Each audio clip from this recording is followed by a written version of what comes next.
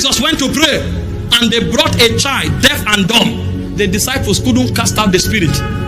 They were put to shame. And Jesus came, cast out the spirit. So the quality of your vision. Number 3, excellence represents precision and accuracy.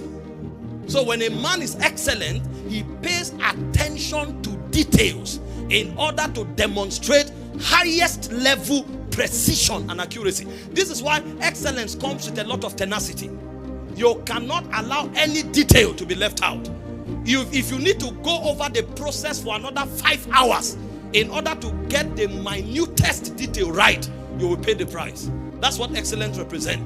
Precision and accuracy. Number 4, excellence speaks of consistency, the ability to replicate results. So when you have set a standard, it's not something that fluctuates. It's a standard that you can represent and replicate any day, anytime. So when people meet you, there's a threshold in manifestation. You can never retard in your manifestation or the results that you demonstrate. Replicating highest quality results. Number 5, excellence. Excellence speaks of innovation. And so every day you are not just improving, but you are creative enough to invent better methods of achieving the same result. So what you are doing is not just good enough that you are having results. You are creating better methods. See, this is what the system of the world look out for. They are not happy that you can do the work. They are happy that you can do the work better than any other person. And they are not just happy that you can do the work better than any other person. They want you to do it at record time. Because it's one thing to be able to do the work, it's another thing to do it better than anybody. And it's another thing to do it even at record time. So what somebody else does in 2 weeks, you can do in 3 hours.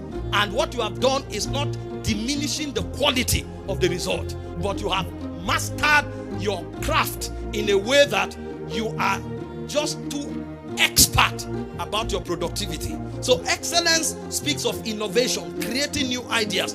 Number 6, excellence speaks of dedication and discipline. It takes a lot of dedication and discipline to model a result that cannot be matched, to model a result that cannot be beaten at any level. Listen, no haphazard person can demonstrate excellence. It takes a lot of discipline. You must beat yourself and bring yourself under subjection. There are people who are so careless that even the clothes they wear, they can't wash and iron it. And they are talking about global visions. No. If you want to power a global vision, you need to know that the best minds in the world will interact with you.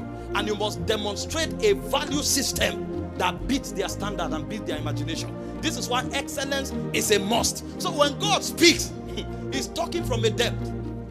And He reveals that there is so much we are not doing right for the result we are expecting Him for. If we want to command the result we are looking for, there are certain levels of input that will necessitate it, because it's not a fluke.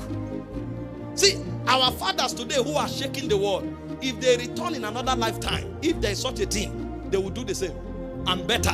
It's not luck.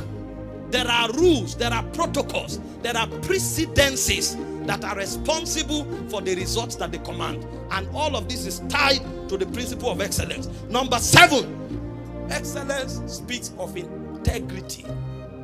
Integrity, courtesy, highest level ethical standard.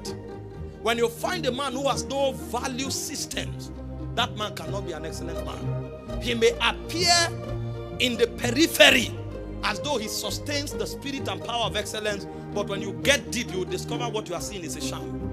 And so for you to really model excellence, your work and operations must be built into principles of integrity, honesty, and value systems that transcends above the world system. Number 8, excellence speaks of effective communication.